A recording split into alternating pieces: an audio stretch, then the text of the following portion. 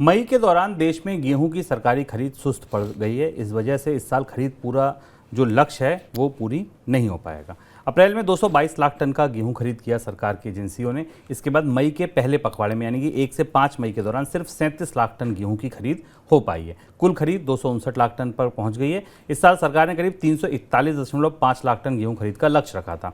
सरकार ने समर्थन मूल्य 2115 रुपये रखा था। बाजार में निजी मार्केट में जो मंडियां हैं उसमें व्यापारी अच्छे दाम दे रहे हैं। इस वजह से सरकारी कांटों पर लोग गेहूं तुलवाने नहीं पहुंच रहे हैं। इस बीच खबर यह भी है कि मई में जो गेहूं की कीमत है वो करीब 4% बढ़ गई है और ये ऐसे समय में बढ़ रही है जब फसल आ रही है, कांटों पे तुल रही है, तब भी कीमतें बढ़ रही हैं। सर, सरकारी खरीद पूरी नहीं हो पाएगी, ये अब लगभग स्थापित है, तय है। क्या असर होगा?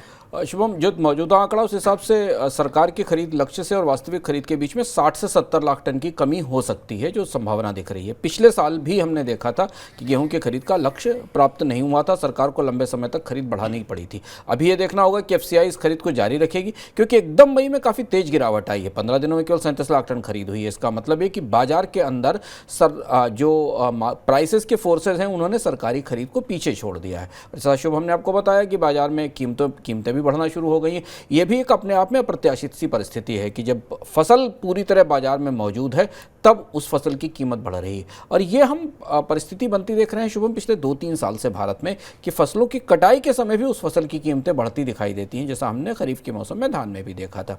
अब गेहूं की इस परिस्थिति के बाद आप अगर महंगाई के आंकड़े की तरफ निगाह दौड़ाएं या महंगाई के ताजे आंकड़े को याद करें तो भारत में अभी भी अनाजों की महंगाई 2.5 के अंकों में है, 13 से 14% के आसपास है।